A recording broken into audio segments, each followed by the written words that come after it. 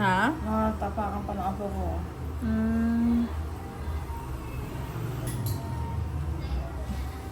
Pero dapat talaga ma'am, hindi na po kayo nagpapakutkot dahil lalo na po diabetic po kayo. Diba? Gusto ko na matanggal yung ano, yung konting sakit eh.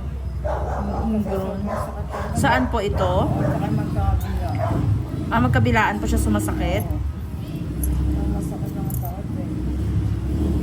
May ingron kasi parang ano nga po, bumao ng sobra yung kuko. Sakit kasi. Sino po nagpuputol ng kuko niyo po? Yung request ko. Pinapalinis niyo rin po talaga ito. Pinapalinis ko talaga kasi hindi ako mag-ano. Kasi tatakot kasi talaga ako.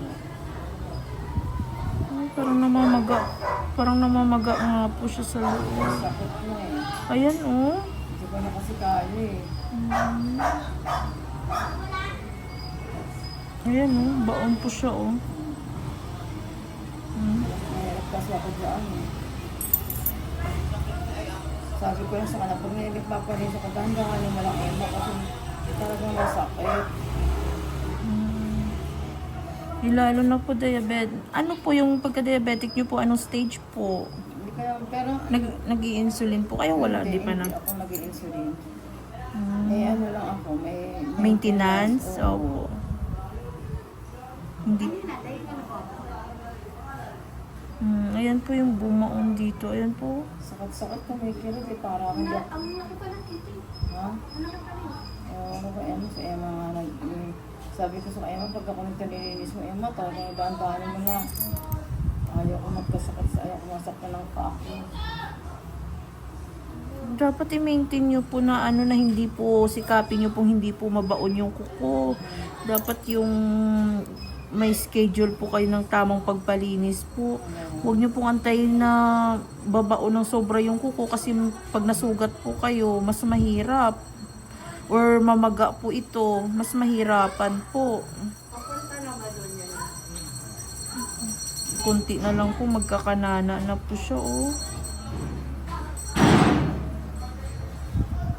Mas delikado po pag gano'n.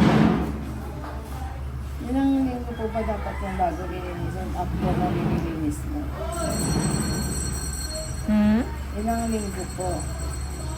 Kahit once a month po ma'am, pwede naman po yun eh. Tama lang po yun, hindi pa naman. Lalo na pag nasisimot ma'am, hindi naman po basta-basta tutubo ang ingrown or dry skin. Kaya dapat mas maganda po i-maintain nyo po ng once a month para hindi siya ganun ka baon pa po yung kuko. Tulad po nito kasi sobrang lalim na po. Sakit-sakit talaga, hindi ako nakakatulog yan eh.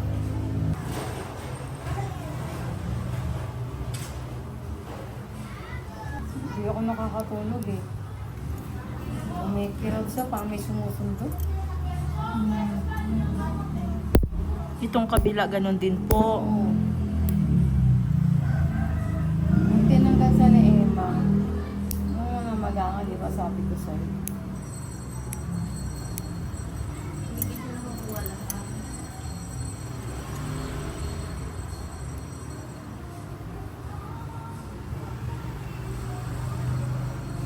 Kaya ang ina-advise ko po, pag may diabetic, hindi na rin po talaga dapat yung kinakalkal. Kaso nga lang, dito po sa inyo, kumikirot po eh. Baka mas lalong bumaon yung kuko, mas nakakatakot po. Kaya dahan-dahan lang po talaga.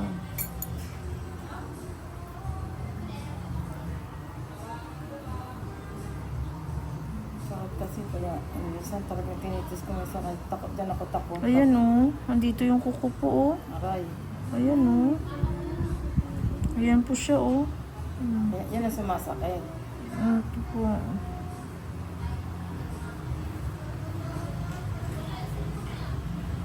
Tumutusok sa ano, tumutusok na siya sa laman.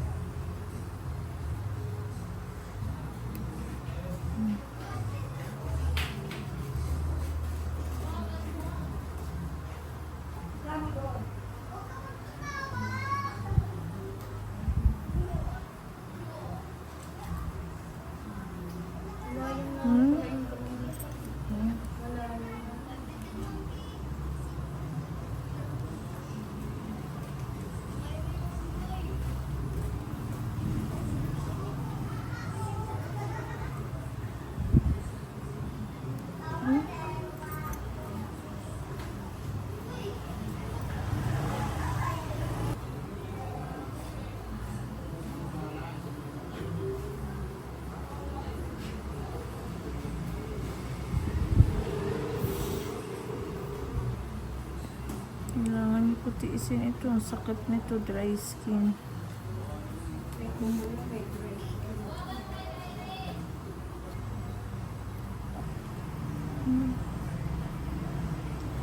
Tagal na po itong hindi nakukuha po. Oh. Ang tagal na narareklamo po yan eh. Ano yan? Pag sumasakit, iniinda nyo na lang po ng iniinda. Pinatry na po ulit palinis pero ganun pa rin po.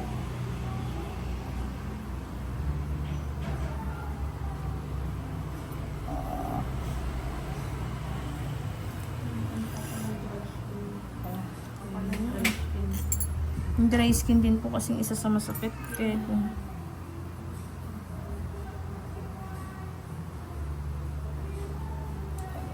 Tigit lang po.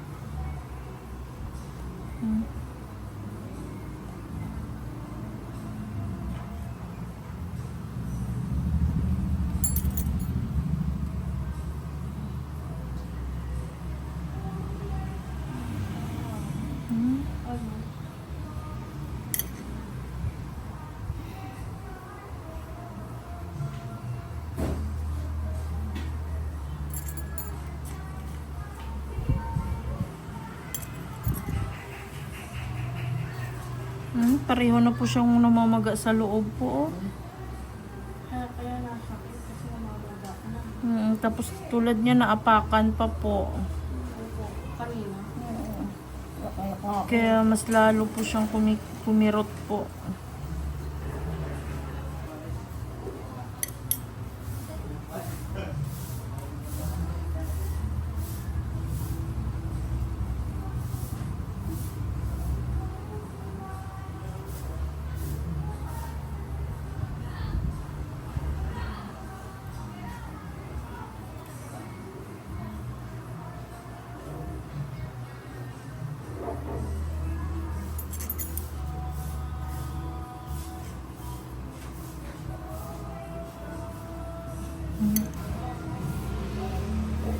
Nagkakamatis na rin yung gilid ng ano niya eh. Oh.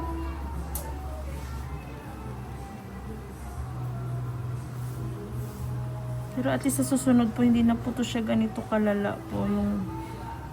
Kailangan lang po talaga ma-maintain. Opo. Hindi lang po siya matagalan ng maipon-ipon yung resin, lalo na yung kuko, yung ingron, pag bumaon, ako po. Iipon, mga hindi nakukuha ang dry skin natin.